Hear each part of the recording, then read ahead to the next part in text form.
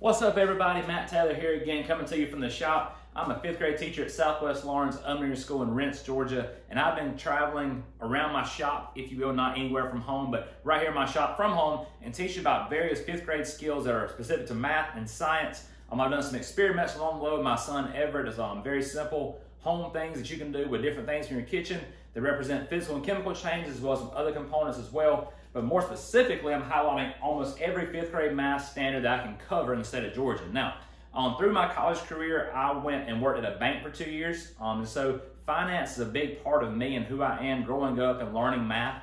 And so every time I teach 5th grade math, I try and integrate that in my curriculum in some way with my students. So with this lesson, we're going to talk about multiplying decimals, but more specifically, we're going to talk about sales tax and what that is and how we can figure it out when we go to a store to buy something. Now, when we can go to a store again, if you know what I mean, because right now, if you haven't heard, our schools have been, the quarantine has lasted longer than what we thought, so we're able to actually have to stay at home longer than we anticipated. However, we're trying to make the best of the situation and do the best we can. I've had a blast conferencing with my students on Zoom. If you haven't tried it, you definitely should. We've also been playing gym kits together. It's fun competing against your teachers, so I highlight that area as well. But with me having more time, I want to reach out to you as my watchers and viewers. If you are having trouble with a specific skill or want to learn a specific skill of math that you haven't learned yet or need to review, drop a comment below, or my students can message my Google Classroom, and I'm going to actually take requests after I've covered all 5th grade math skills. I'll take requests and teach those as well. So if you have something you want to learn, if it's something that's very over the top that I may not be able to do, I probably can pinpoint you to a website or someone that can, but I will do my best to do so. So drop a comment. Like I said, finance is going to be a big component of that because that's something that we experience in real world. So we'll start today with sales tax. We've covered a wide range of things so far, from geometry to numbers and operations, and we lastly ended with relationships between, not exponents, but ratios. We talked about decimals and fractions and how we can represent all those the same. Well, we've covered fractions, and so now we're diving into decimals. We've added and subtracted before. Now we're beginning multiplying, and then we'll talk about dividing. Now, after the dividing decimals episode, we're actually going to go right into balancing a checkbook and kind of identifying, budgeting, that kind of thing, which is what you're going to help you once you get old enough to go into the real world, experience that firsthand and be prepared for it. So I'm excited about what is to come. With that being said, let's dive right into multiplying decimals. So what we have for you, and I'm so sorry, I forgot, our daily 5. How could I forget? So with me, if you will, we'll do our daily 5 every day, just as I do in my classroom. We say, number 1, I'm amazing. Number 2, I can do anything. Number 3, positivity is a choice, which is huge right now in the area we're in, the situation we're in. Number 4, I can serve my individuality. And number 5, I am prepared to succeed. So here we go. Today, again, we're succeeding with multiplying decimals and sales tax. So I'm going to start right off the bat with a very simple problem here. Now, if I ask you to multiply 27 times 4, it'll be very simple. We could do that. But when I'm looking at decimals, decimals throws a little twist in it, all right? So what I want you to do right now, without even multiplying anything, count how many digits you see behind a decimal, all right? So I see, I'm gonna use my blue to circle them. I see 1 here, and I see 1 here. So if you agree with me, then that's two digits behind the decimal place, correct? Okay? So what I'm going to do, I'm gonna put these two, I'm gonna write a little 2 up here at the side, just to help me in the end remind myself. Now, in the previous episode, I mentioned adding and subtracting decimals. I mentioned how important it was to line up your decimal. But with multiplying, you don't have to do that. It's almost unnecessary to line up your decimals. Now you can, but it's going to throw you off in some situations because you have to add some zeros here and there, and you'll have a longer problem if you try to line them up. Now this one just happens to be lined up, but we'll see some in a second that are not. So let's show you this one out. So multiply just like normal. 7 times 4 is 28. Now carry our 2. 2 times 4 is 8, plus 2 would be 10. Now, as I told you before in a multi-digit multiplication lesson, we know we have a placeholder. As we say, make mama happy. We're going to cross off all these numbers. Again, if mama ain't happy, ain't nobody happy. So then we say 7 times 0 is 0, 2 times 0 is 0, and we're going to add all that together, which is our last step, and I arrive at a product of 108. Now, here's the tricky part. I have decimals. If I were to multiply 2 times 0, just look at your whole numbers. 2 times 0 is 0, right? Because anything times 0 is 0, based on the 0 property. Now here's the problem with that. 108 is not close to 0 because I forgot my decimal places. So here's what happens in your product. for every digit behind a decimal place, you have that same number of digits behind the decimal place in your product. So up here at the top, I wrote that 2 down for a reason. I've got 2 digits behind the decimal, so in my product, I would count 1, 2 behind the decimal, and so my product now is 1 800ths. Now if you go back and revisit the place value lesson we had before, you had thousandths with a THS on the end, hundredths, all right, coming next, tenths, and then you had the ones place coming right after the decimal, all right, or before the decimal if you look at it from left to right. So look at the 1 800ths as our product. So that's your first example. Now let's dive right into the second. The second, I'm kind of increasing the numbers as I go. The second one is 34 multiplied by 4 2/10. Now this is a little easier because you only see there, again, there's 1 digit behind the decimal. We see that 2 right here in the 10th place of my bottom number.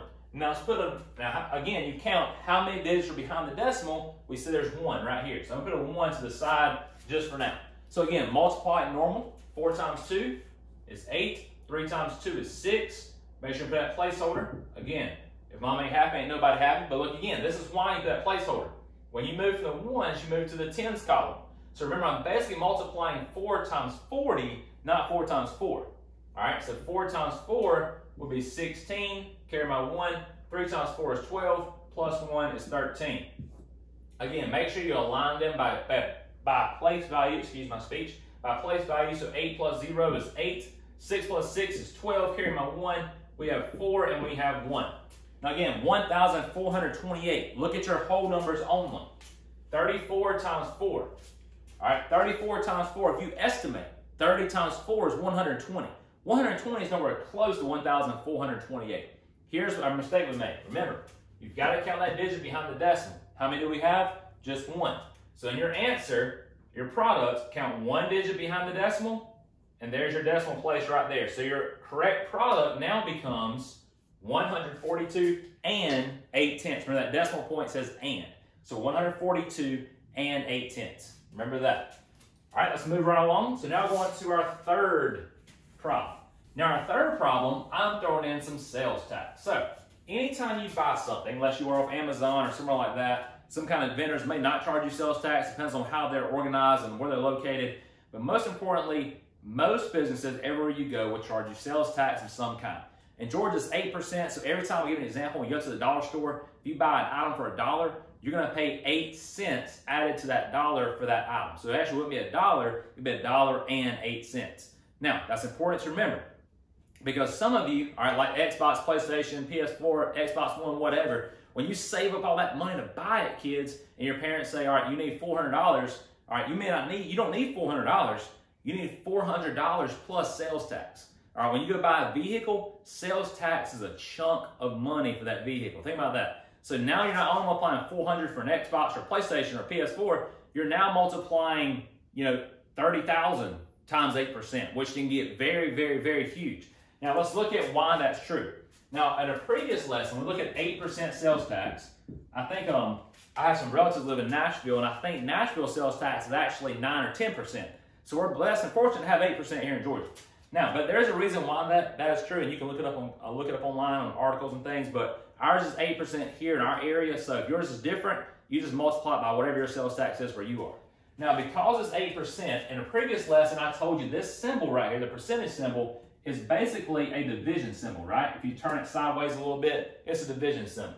You notice there are 1, 2 zeros in that percentage symbol, which means I'm basically dividing this number by 100. Okay, so if I look at that by dividing 100, 8 divided by, remember fraction bars are division, 8 divided by 100 is 800ths as a fraction. When I say that in word form, I can actually change it back to decimal form and say 800ths is actually 0.08, right? So 0 and that's 800ths. So all 3 of these are the same representation of 800ths. So the same thing when something's on sale, which I'll talk to you about in a little while as well, if you go to an item, in the mall and it's $100 and it's 20% off 100, all right, you're looking at 100 times, not 20, but 2 tenths or 20 hundredths, okay? So let's look at this problem together. So 800ths is our sales tax, 0.08. That's why I said when you go to the dollar store and buy an item for $1, okay, we're going to add that 0.08, that 8-cent sales tax onto that dollar, which means that item will not be $1, it'll be $1.08. So if you walk in the dollar store to buy some candy and you give the cashier $1, she's going to ask you for 8 more cents.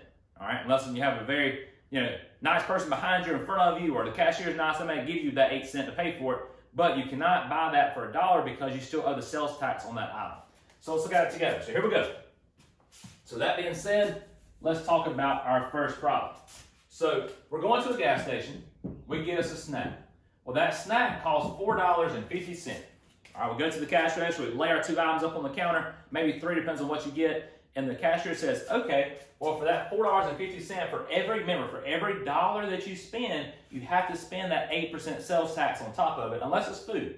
Food is slightly different. Let's just pretend it's 8% just for practice. All right, so food is actually a little bit less, but we'll go with 8%.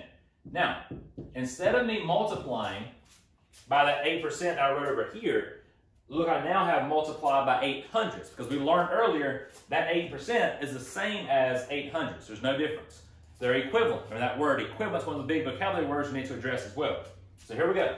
I'm multiplying 0 times 8. 0, 5 times 8 is 40. I'm going to carry my 4. 4 times 8 is 32, plus 4 is 36. Now, I could keep going, but because these are zeros, there's really no need to keep going.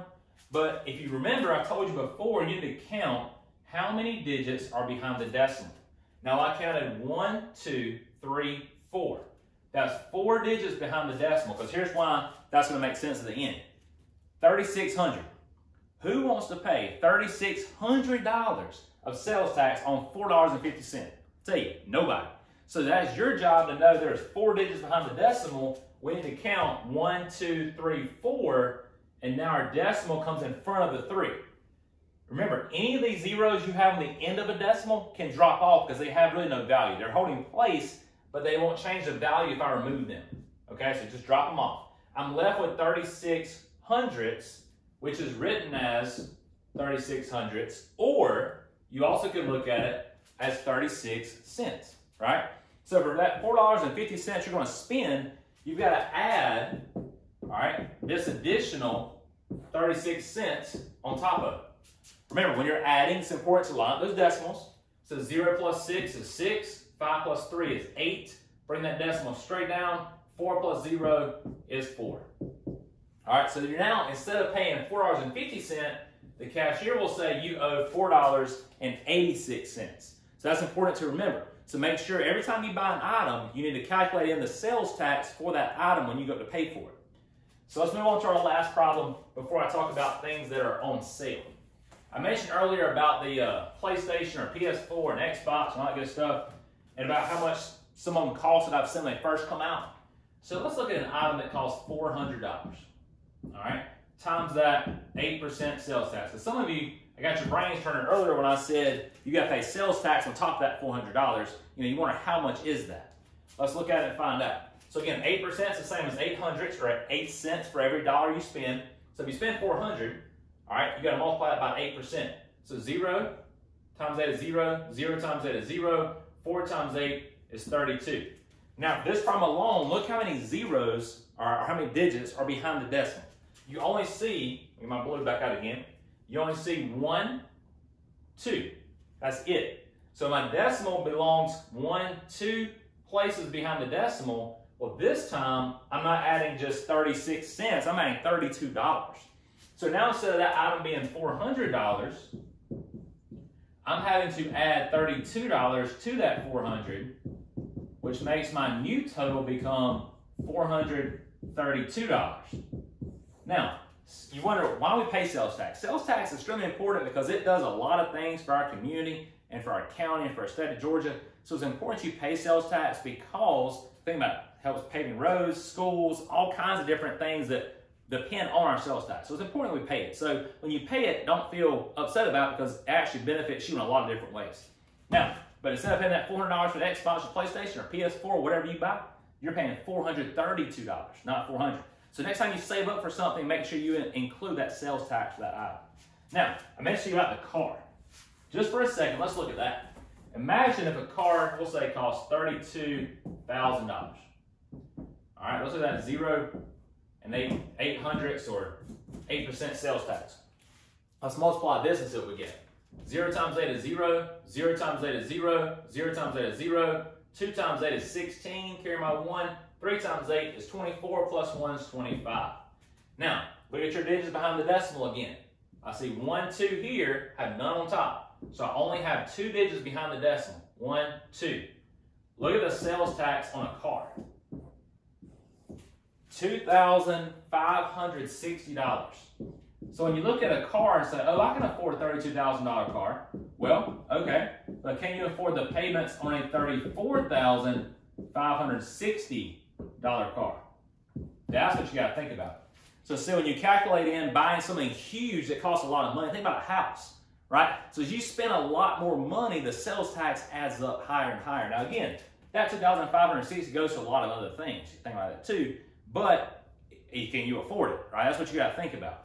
Now, last but not least, let's go shopping.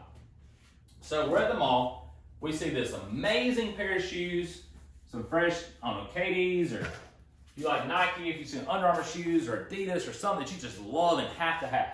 All right, so those shoes are retail for $149. That's walking out the door, all right, $149, but then plus sales tax. Now, their sales rack says, oh, these shoes are 50% off. All right, so you gotta look at 50%. Well, 50%, again, is not 50%. It is 50%, but it's also something else. Go back up here. So 2 zeros means 2 digits behind the decimal. This is also looked at as 50/100ths or 50/100ths as a decimal. So all 3 of these are the same. So let's go back over here and multiply this times our 50/100ths. So the first row, I have a whole lot of zeros. 2, 3, 5, because 0 times any number is 0 because that's 0 property. Now, placeholder, make mama happy. Because remember, mommy happy ain't nobody happy. We have 2 zeros to start with. 0 times 5 is 0. 0 times 5 is 0. 9 times 5 is 45. Carry my 4. 4 times 5 is 20. Plus 4 is 24. Carry my 2. 1 times 5 is 5. Plus 2 is 7. Let's add all that up together. So I have 0, 0, 0, 5, 4, 7. How many digits are behind the decimal? Let's count and see. We have 1, 2, 3, 4. So 4 digits behind the decimal. 1, 2, 3, 4. There we go. So that means, all right, remember you can take off the zeros at the end, but you still need 2 digits behind the decimal for money, right? So let's have these 2 zeros. So that means you can save $74.50, which is half of what that item originally cost. This pair of shoes cost $149. Now they cost half of that. So if I subtract, which I could, you would subtract your discounted price, which would be $74.50, which you would get, you're going to see you're going to get the same amount. I just want to show you what you would do. So once you calculate the final amount you save, you subtract that from your total. So $74.50 will be saving from the original amount. So when I do that, I have 0, I have to borrow. All right, so I have 50, I have 4 again, and I have 7 again. So $74.50 times, all right, that 0 and 8/100 sales tax. Don't forget that sales tax. So when you multiply that, that'll be this bottom number down here. If you multiply the product, will be the total new cost of those shoes. Now, we have a lot of new technology. You have cash registers that can multiply all this stuff and calculate it for you. But if you ever want to know the actual price of something before you approach the cash register to make sure the cash register is correct, because technology does make mistakes, this is the way to calculate sales tax and discounts. So for our next lesson, we'll dive right into actually dividing decimals. And after dividing decimals, we're jumping right into balancing a checkbook and ways to calculate other things that are important for finance and ways that can save you money, which is important for us as the economy that we are currently in that is suffering terribly. So I encourage you to make sure, remember, wash your hands for at least 20 seconds if you touch them and go outside for anything. Please stay safe, stay at home. All right, be blessed, and thank y'all for watching. Have a good one.